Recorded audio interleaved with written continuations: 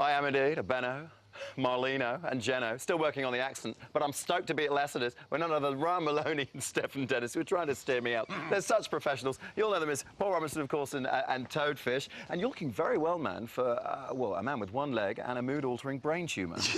I like the mood-altering brain tumour bit. But mind you, you can't talk about Drill Sergeant Maloney here. Yeah. Speaking about tumours. You just had your hair cut because... I've just finished. Yeah, he's finished and he's off to Panto. Go on, get your plug in. All right, where am I going? I'm going to Sheffield, playing Buttons in Cinderella, so come along, Sheffield. And the reason the guy went to makeup for about an hour today is not because he was necessarily working today, it was because he was too tight to get a haircut when he's in the UK. Is that right? Correct. Yes. Thank you. Yes. OK, now, mate, man and boy, you've been here really on and off, haven't you, since 1985. What a vintage year that was. I was here day one, scene one, ep one. Scene one. Do you remember your first line? I think it was... I think it was something like that. Something like that. We were doing that to Danny Ramsey. Oh, you're thinking about 20 years of No, game? actually, it was... It was more like that. It's the acting that drew me here more than anything. You probably just saw the contract and thought, 20 years of my life, I'll have that. Lovely. Yes. Ka-ching. Brilliant. You've worked your way through the Sheilas as well, haven't you? The yeah, well, I was just going to say, and... I've actually just come off set. That's why I'm actually looking like Paul Robinson at the moment. I've just spent the last 3 scenes kissing one of my fellow actresses. Which one, you may ask? Could be any one of the cast knowing Paul Robinson. Absolutely. You've worked your way through all of them, haven't you? And, of course, we've had the pop career. That doesn't stop me. Oh, OK.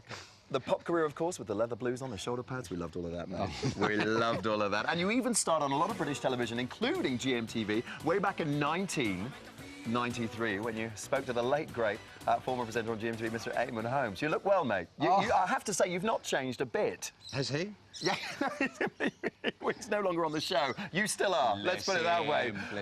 Ryan, we've said you're in Panto and stuff like that. Now, what's happening on screen back in the UK? I think you're setting up some kind of gig with Rosie. Is that right? Yes. Some kind of company with Rosie. Does that work out? Rebecca Caminetti, it's right behind you. Yeah, the law firm. This is welcome to the TARDIS. Here it is. You've got it all in there. Don't open the door, mate. It's just... No. Don't go in there. It's a bit There's not a sound stage behind there, not anything remotely we can work with. You've been unlucky in love. Come here. You've been unlucky in love as well, haven't you? Because one of the most poignant episodes that I remember in Neighbour history, of course, was when you were kissing Dee in a car and then drove off the cliff on your wedding day. Yeah, beautiful. It was nice. And we had dummies in the... everyone always says, is Dee going to come back, right?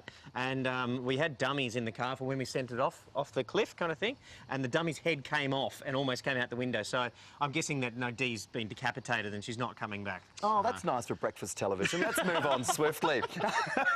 So Dee may not be back, or she could be looking completely different. With a different head. Yeah. With a different head. Yeah, excellent. Same wedding dress. Yeah.